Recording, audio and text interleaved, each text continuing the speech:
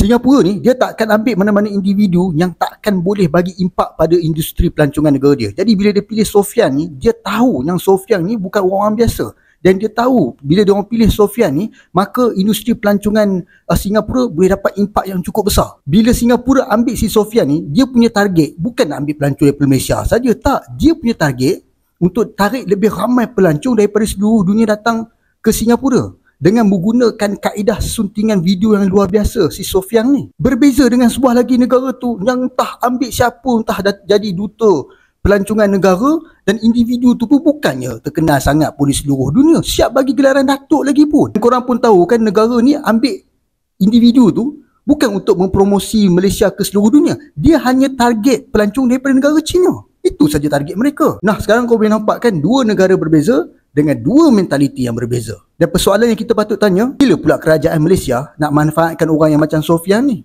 Tak kalah lepas Singapura dah manfaatkan dia, lepas ni barulah Pulun nak ambil orang yang macam Sofian ni. Apapun, terima kasih kepada pihak Singapura yang terus menghargai bakat anak bangsa kita.